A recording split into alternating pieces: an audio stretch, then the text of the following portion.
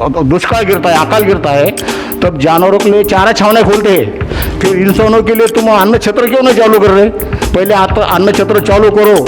जो गोरगरीब लोग आए, ड्राइवर लोग आए, उनके अकाउंट पर 10-10 कम से कम 10-10 हज़ार रुपये डालो हर महीने के, फिर लॉकडाउन चालू करो।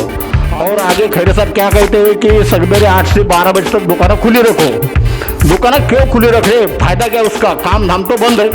जो मजदूर मजदूरी को जा रहा वो 4 घंटे के लिए थोड़ी उसको कोई मजदूर को रखेगा।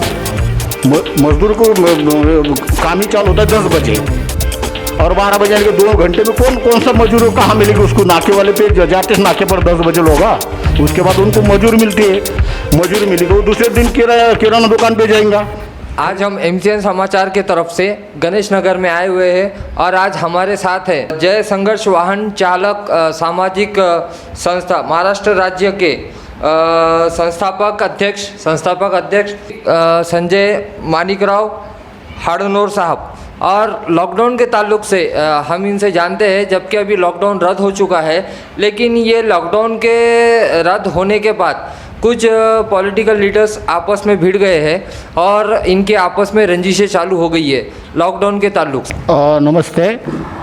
कल अभी जो 31 तारीख का मोर्चे के बारे में जो औरंगाबाद में शाब्दिक वार चालू है, इम्तियाज जलील साहब का घर पर जो लोग गए, उन्होंने उनको कंधे पर उठा लिया और जलील साहब ने मास्क लगा हुआ नहीं था।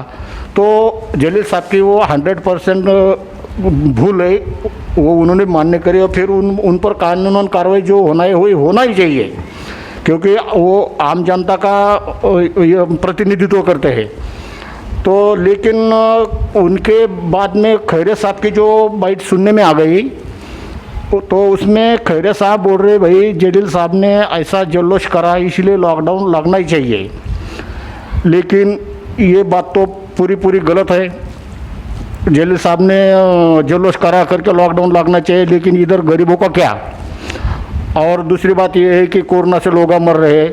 अगर कोरोना लॉकडाउन अगर नहीं रह रहा तो रास्ते अपघात में रोज़ बहुत सारे लोग मरते हैं, कोई लोग आत्महत्या करते हैं। तो उसकी संख्या तो ये कोरोना के मरने से लोगों की से ज़्यादा संख्या है। अभी मैं 50 साल का हूँ, कोई 30-35 साल का रहने के बाद उस पर पूरा परिवार का बोझ आ जाता है, कमाने वाला वही रहता है। अगर तुम लॉकडाउन कर रहे तो उस पर परिवार की जिम्मेदारी आ रही, और उन्हें अगर खुदकुशी करी तो वो घर में के पूरे लोग मरे जैसे है।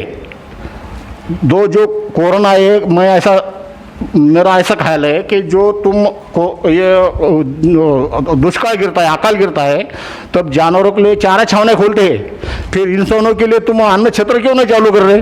पहले अन्न क्षेत्र चालू करो। जो गोरगरीब लोग आए, ड्राइवर लोग आए, उनके अकाउंट पर 10-10 कम से कम 10-10 हज़ार रुपये डालो हर महीने के, फिर लॉकडाउन चालू करो।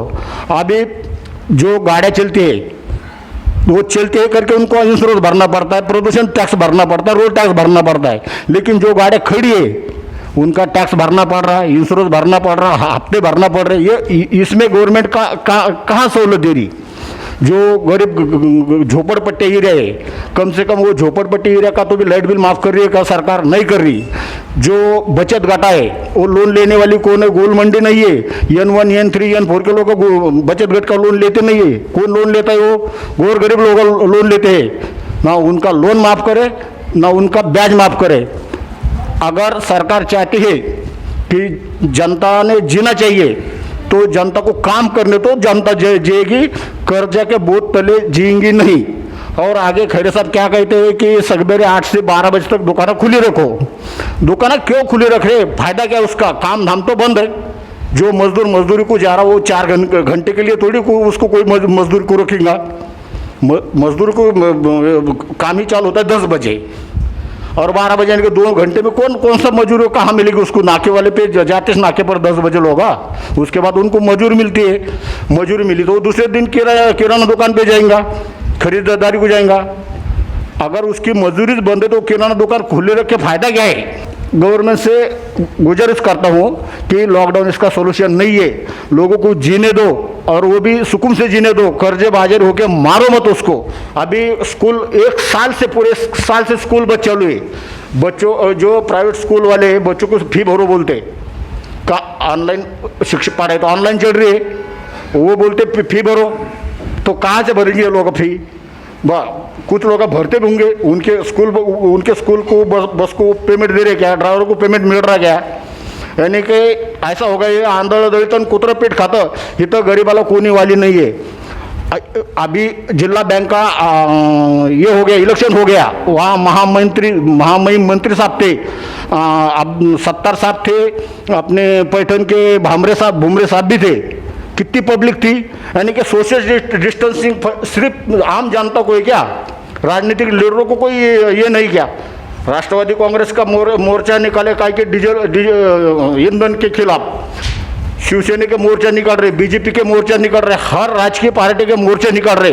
तुम लीडर लोग एक मीटिंग लेके तुम आपस में चर्चा करो, तुम प्रॉब्लम सॉल्व करो ना। आप सत्ते में है और आप ही मोर्चा निकाल रहे।